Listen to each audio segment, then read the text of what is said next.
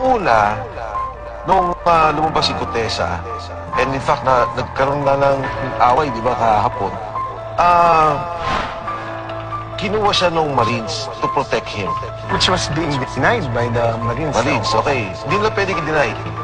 Tahimik lang ako, ayaw ko mag-react.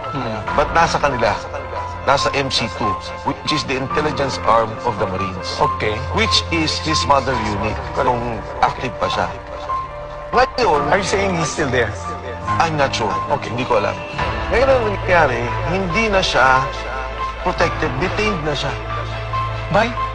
by the Marines. Oh, that wasn't reported in the news. Yes, and now I'm saying it. So he's now in the custody of the Marines. Of the Marines. Hindi ko alam particularly kung institutional to or there are elements in the Marines active. Alam mo si Kedwin, informed ngayon lang kami pwede magsalita. Dahil ngayon lang nakuha yung pamilya. Oh, Okay. that's new. Si Paul Estrada, if you recall, sabi na natin inilipad sa Chile. Before nilipad sa Chile, when they were in Taiwan, if I'm not mistaken, lumabas si Senator Bato, sinabi na magte-testify. Senator Bato was talking of Paul Estrada and the wife. Before he left for Chile. Binugbog yung magkasama. Okay. Binugbog. Snap Nino. Yun yung claim ng wife. Kasi Okay. yung Paul and the wife magkasama and yung wife is pregnant. Okay. Okay. Nung lumabas at nalaman, nalalabas, or at least nalaman kay Senator Bato na yun ang information, binugbog. So ngayon, lumipad yung mag-asawa sa Chile. And then, si Marcoleta, in this show, sa Bilyonaryo, said, nasa Chile yan. Nandun na yan, namumonitor namin because English siya ngayong babae. Correct. At sa may understanding, bagong convert si John Paul sa John Paul. sa iglesia. Ngayon daw, nabugbog ulit. Pero wait, I don't understand. The only one who bakit assuming bakit siya ibubugbog my question, sino nang bugbog? Because sila ang magbubog sa kanya to people who to prevent him from talking. Yes. Ang sabi, ito, kinukot ko Yes. nagsabi may mga active personnel daw, may NBI pa. Okay. Paano nakakatawag yung babae pag nagkakaroon sila ng church services? Nakikiram ng phone. Tumatawag daw from messenger. And I've seen some of the messages.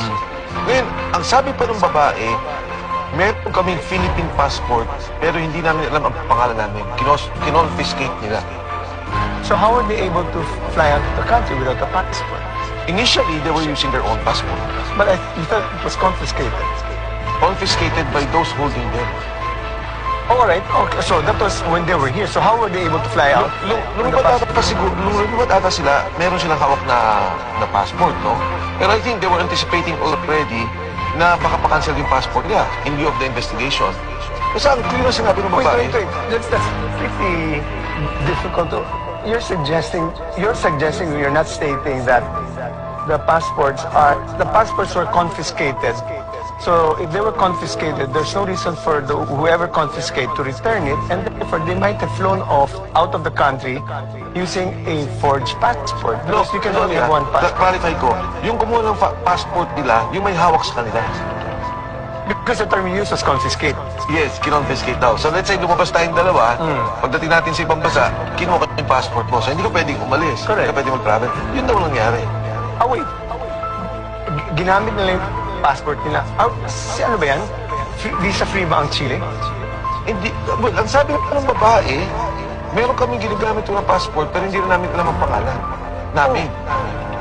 Kung hindi nila alam, somebody must have arranged for the passport and not bearing their names. Otherwise, malalaman ng authority, although most likely, malalaman ng authority Yung unang, Tessa. yes, so yung unang tanong mo, Sec Edwin, na parang, hindi ko na naintindihan ng una bakit ganito?